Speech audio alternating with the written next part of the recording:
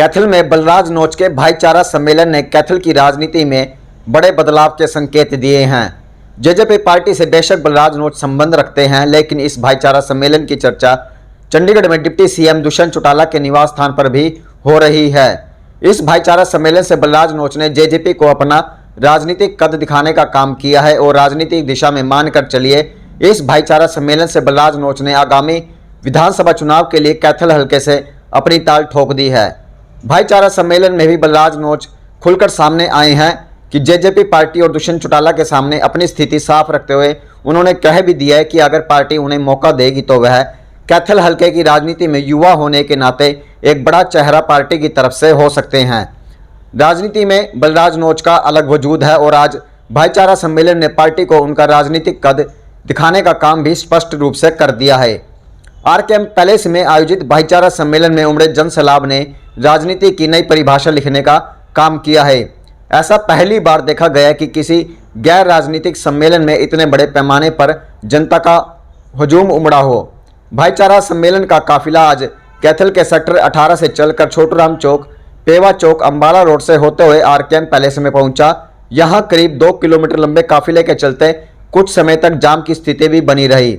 काफिले में शामिल सभी समाज के लोग अनुशासन में चलकर भाईचारा का परिचय दिया और कहीं ना कहीं उन्होंने बलराज नोच का हाथ मजबूत करने का आह्वान भी किया।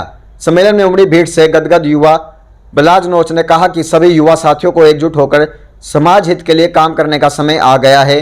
बलराज ने कहा कि वे पिछले 25 सालों से राजनीति में होने के बावजूद आज तक भी आर्थिक व राजनीतिक दृष्टि से पिछड़े हुए हैं। उनके पिता धर्म सिंह नोच चौधरी देवीलाल के समय से राजनीति में सक्रिय रहे थे। एक समय था जब धर्म सिंह का सिक्का राजनीतिक गलियारों में चलता था, लेकिन इसके बावजूद भी सभी राजनीतिक पार्टियों ने उनकी अनदेखी की, लेकिन उनका परिवार हमेशा भाईचारा से जुड़ा रहा और जुड़ा भी रहेगा। आज भाईचारा सम्मेलन में उमड़े जनसैलाब ने उनके भाईचारे पर मोहर भी लगा दी है। बलराज नोच ने कहा कि उनकी 4 पीढ़ियां देवीलाल परिवार से जुड़ी हुई हैं। उन्होंने कहा कि वे लोक निर्माण विभाग के विश्राम गृह में समाज के लोगों की समस्याएं भी सुना करेंगे और उन्हें अधिकारियों के समक्ष रखकर प्रमुखता के आधार पर सुनवाई भी करेंगे। सतनाम सिंह सरपंच प्रतिनिधि प्रेमपुरा आज 50 गाड़ियों के काफिले के साथ इस भाईचारा सम्मेलन में पहुंचे और भाईचारे को मजबूत करने का काम भी किया। उन्होंने भी कहा कि भाईचारे में सबसे अधिक ताकत होती है। यदि सभी मिलकर भाईचारे से रहेंगे तो उन्हें किसी भी राजनीतिक दल के नेता के पास जाने की जरूरत नहीं है, वे खुद उनके पास चलकर आएंगे। राजेंद्र रोहेड़ा ने कहा कि भाईचारा सम्मेलन में उमड़े जनसैलाब ने सभी दलों में बौखलाहट मचा दी है। सम्मेलन ने दिखा भी दिया कि भाईचारा सबसे बड़ा है।